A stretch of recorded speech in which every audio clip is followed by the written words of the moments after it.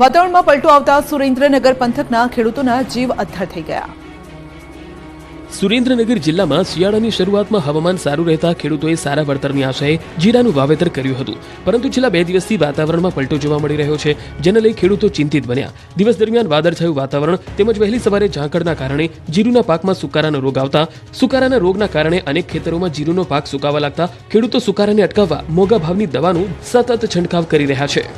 જો વાતાવરણમાં ફેરફાર નહીં થાય તો સુકારાના રોગના કારણે જીરુના પાકના ઉત્પાદનમાં ઘટાડો થઈ શકે છે। ગત વર્ષે જે ખેડૂતોને 1 વીઘા દીઠ 4 થી 5 મણ જીરુનું ઉત્પાદન થતું હતું, જેમાં આ વર્ષે ઘટાડો થવાની શક્યતા છે। સાથે જ દવાના છંટકાવના કારણે ખેડૂતોનો ખર્ચ પણ વધી રહ્યો છે। ખેડૂતોને ખર્ચમાં વધારો અને ઉત્પાદનમાં ઘટાડો થતા આર્થિક નુકસાન સહન કરવાનો વારો આવે તેવી શક્યતા છે। ત્યારે વાતાવરણ જલ્દી સારું થાય, જીરુના પાકના પૂરતા ભાવ મળે તેવી આશા સાથે જગતનો તાત બેઠો છે। ઉત્તરાયણને લઈ 108ની ટીમ તૈયારીઓને આખરી ઓપ આપી રહી છે। ઉત્તરાયણના પર્વને ગણતરીના દિવસો બાકી છે, જેને લઈ પતંગ રસિકોમાં અનેરો ઉત્સાહ છે, પરંતુ ઉત્તરાયણ વખતે ઘણા ઇમરજન્સીના કેસ પણ સામે આવતા હોય છે। છત ઉપર મોટી ભીડ અને માર્ગ ઉપર ટ્રાફિકના કારણે ઇમરજન્સીમાં વધારો થતો જોવા મળે છે। ઉત્તરાયણ દરમિયાન આવી અનેક દુર્ઘટનાઓ ઘટતી હોય છે, ત્યારે ઇમરજન્સીને પહોંચી વળવા 108ની ટીમ સજ્જ બની રહી છે। ભરૂચ 108 ઇમરજન્સી મેડિકલ સર્વિસ 14 અને 15મી જાન્યુઆરીએ મળતા ઇમરજન્સીના કેસને પહોંચી વળવા તૈયાર છે। આ વખતે 14 જાન્યુઆરીએ આશરે 28.96% અને 15મી જાન્યુઆરી 2025ના રોજ આશરે 19.80% જેટલા ઇમરજન્સી કોલ્સમાં વધારો નોંધવાની શક્યતા છે, જેથી જિલ્લામાં 21 જેટલી 108 એમ્બ્યુલન્સના 90 કર્મચારીઓ તહેવારના દિવસે ખડે પગે હાજર રહી ઇમરજન્સી સેવાઓ ઉપલબ્ધ કરાવશે। સાથે જ લોકોને સાવચેતી રાખવા પણ અપીલ કરાઈ છે। આ તરફ ઉત્તરાયણને લઈ સુરત પોલીસ પણ એક્શન મોડમાં છે। ધાબા પર રખાશે બાજ નજર। સુરતના ભાગળ વિસ્તારમાં આવેલું ડબગરવાડ કે જે પતંગ અને દોરી માટે જાણીતું છે।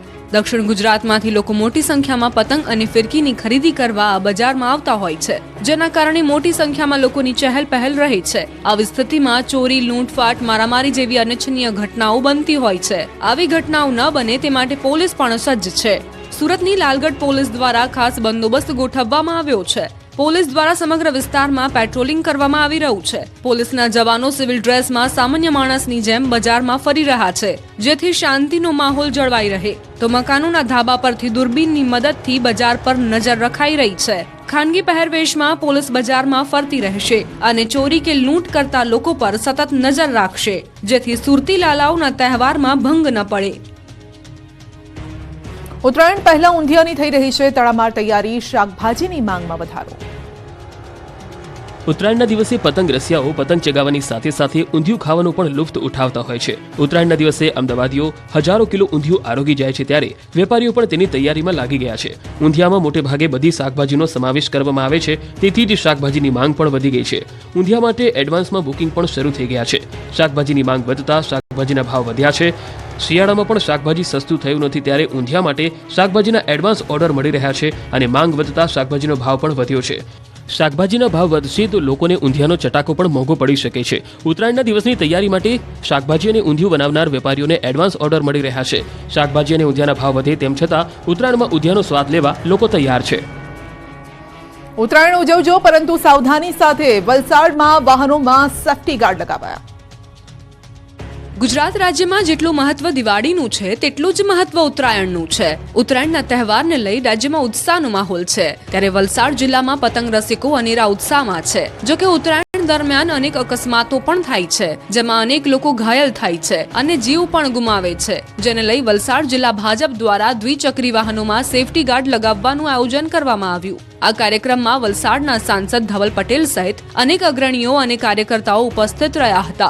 શહેરના આઝાદ ચોક પર સાંસદ અને ભાજપ અગ્રણીઓએ વાહન ચાલકોને પતંગની દોરીથી બચવા જરૂરી સૂચન પણ આપ્યા હતા। ઉત્તરાયણનો પર્વ લોકો સુરક્ષિત રીતે ઉજવી શકે અને પતંગની દોરીથી કોઈ દુઃખદ ઘટના ન બને તે માટે સાંસદ ધવલ પટેલ અને ભાજપના અગ્રણીઓ સરાહનીય પ્રયાસ કરી રહ્યા છે।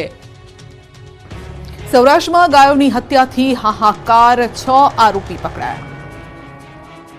દ્રશ્યોમાં દેખાતા મુસ્તાક લધાણી અને અમી લધાણી સહિત આ 6 શખ્સોએ 100 ગાયની હત્યા કર્યાનો ગંભીર આરોપ લાગ્યો। આરોપીઓ વિરુદ્ધ એક નહીં 2 ફરિયાદ નોંધાઈ છે। સૌરાષ્ટ્રમાં હિન્દુ સંગઠનો ગૌ હત્યાથી લાલઘુમ થયા છે।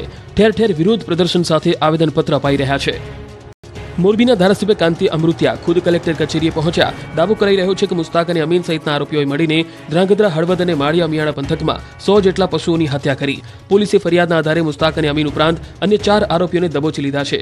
ફરિયાદીના જણાવ્યા પ્રમાણે માલધારીઓએ પોતાની ગાય સહિતના પશુ ચરાવવા માટે મુસ્તાક અને અમીનને આપેલી હતી, જેમાંથી 100 જેટલા પશુ ગાયબ છે. થોડા સમય અગાઉ ચીખલી ગામની સીમમાંથી કતલ કરાયેલી 13 ગાય મળી આવ્યા બાદ સમગ્ર મામલાનો પર્દાફાશ થયો.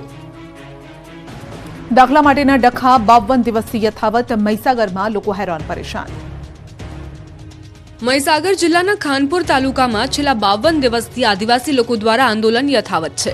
આદિવાસી લોકો પોતાના આદિવાસી હોવાના દાખલાને લઈ છેલ્લા કેટલાય વર્ષોથી આંદોલનો કરી રહ્યા છે. પોતે આદિવાસી હોવાના પુરાવા પણ આપી રહ્યા હોવા છતાં તેમને દાખલા ન મળતા અંતે આદિવાસી લોકો આકરા પાણીએ જોવા મળ્યા.